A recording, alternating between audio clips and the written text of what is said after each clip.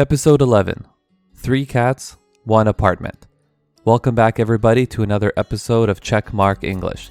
It's Mark again, your English teacher from Vancouver, Canada, and this is my intermediate English podcast. I'm having a great time making these episodes, and I hope you're finding them useful. If you have any recommendations for future topics for me to talk about, please send me a message on Instagram. I designed these episodes to be short and easy to understand, so you can see how a native English speaker puts sentences together. I'm really excited for today's episode because it's a topic I wanted to talk about for a while now. Today, I'm going to talk about how I got my cats. And if you're a dog person, I promise it'll still be interesting. If you want to follow along with the transcript, I encourage or recommend you to do so on my website for free at checkmarkenglish.com in the transcripts page. Okay, let's begin. When I was younger, my family never had pets. No dogs, cats, or anything else, so I didn't see animals very much. There was this one time, however, when I was about 6 or 7 years old, where I was walking to school, a big dog that looked like a wolf walked over towards me. I was really afraid because he was around the same size as me. He followed me all the way to school, right up to the front door. I opened the door, went inside, and left him outside. I told Caro, my wife, about this story and how I think back on it once in a while and wonder whose dog that was and if he was lost. I was so young and afraid that I didn't know what to do. I thought that was really interesting and thought I'd share it with you. Later on, in high school, my brothers and I had to babysit 2 cats. This was the longest time I spent with an animal at that age, and it was so much fun. I ended up loving both of the cats, but of course, we only had them temporarily, or for the short term. My childhood was completely different than my wife's when it came to animals. When Caro was 3 years old, her family got a big black dog that they had for over 10 years. She tells me stories about him and how much she loved him.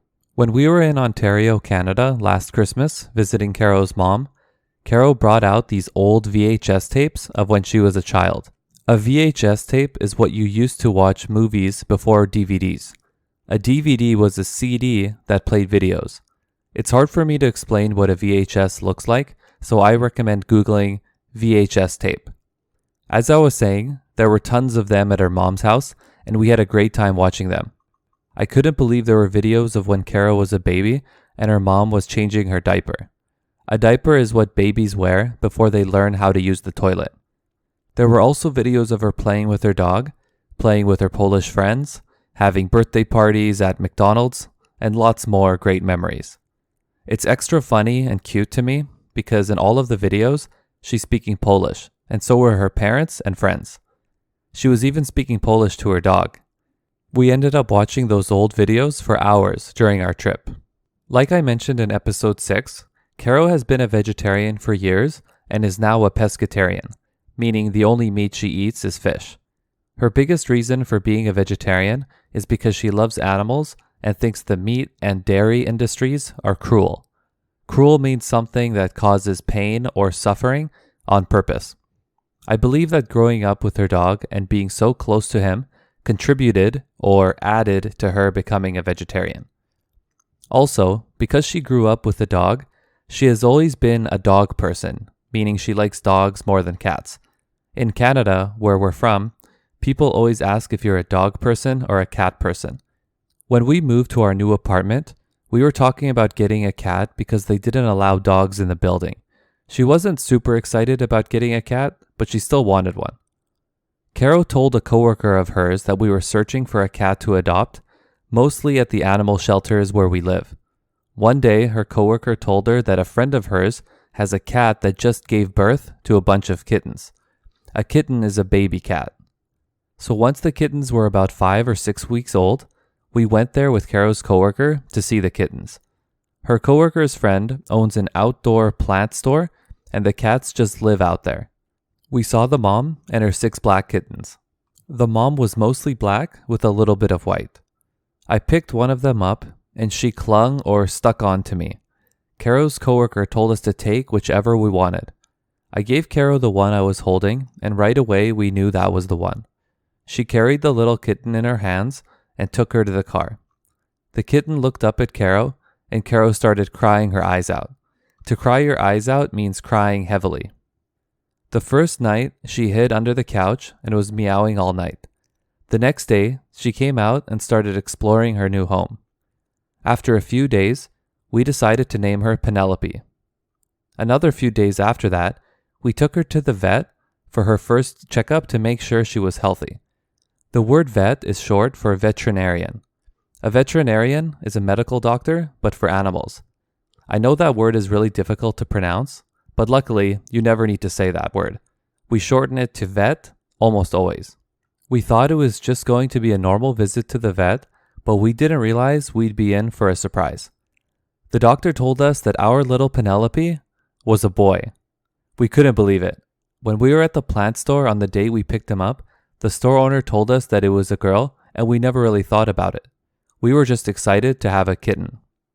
We then decided that we had to give him a different name because it would feel strange to continue calling him Penelope. We somehow ended up naming him Francis, although we call him Frankie or Frank most of the time. Starting now, I will say he and him when referring to Frankie. He was only about 6 weeks old when we first got him and was so small compared to now.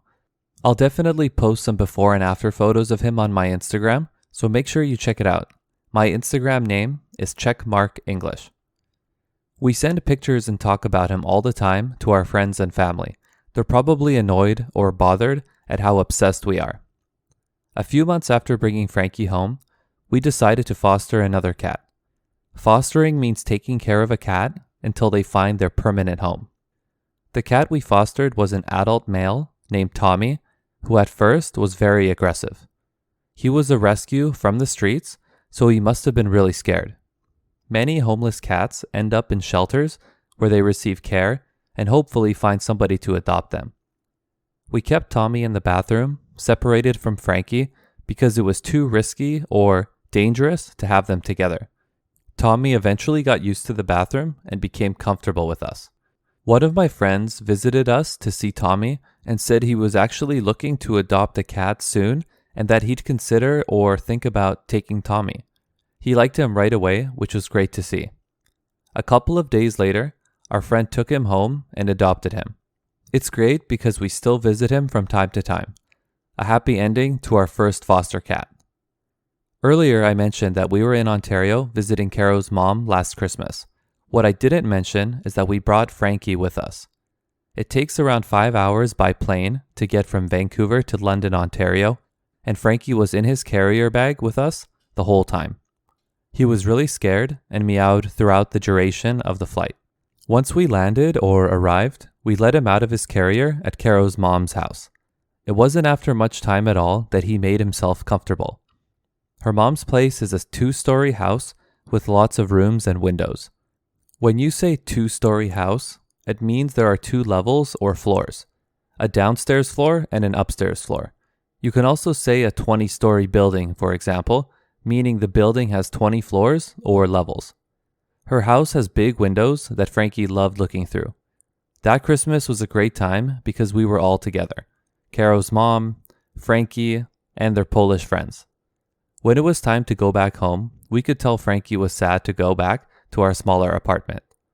The great thing about cats is that they take care of themselves for the most part and don't require as much attention as dogs.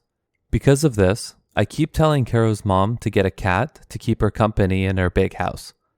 Maybe one day we'll just bring her a cat and give her no choice. We got back home after another stressful plane ride for Frankie.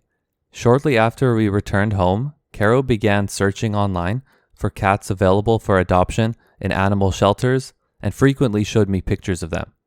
Even though our apartment is small, I knew that we needed another cat.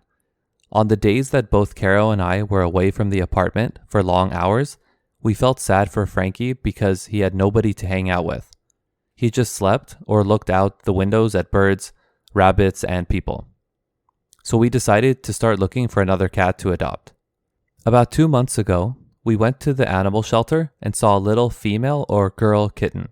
She was mostly black with some white on her belly, legs, and hands. Her color pattern looks like a skunk almost, but reversed.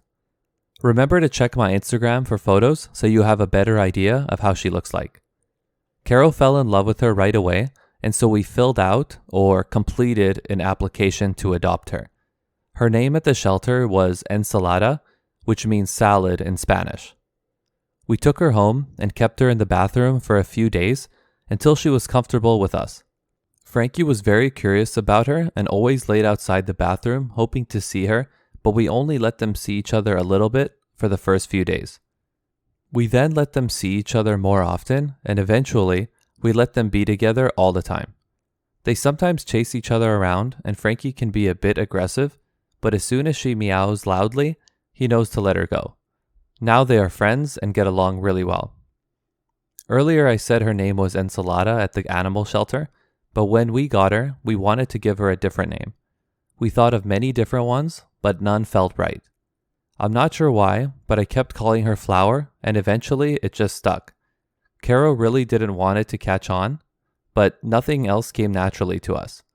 She calls her NC sometimes, which is short for Ensalada, but most of the time we call her Flower or Flau for short. But here's where things get really interesting.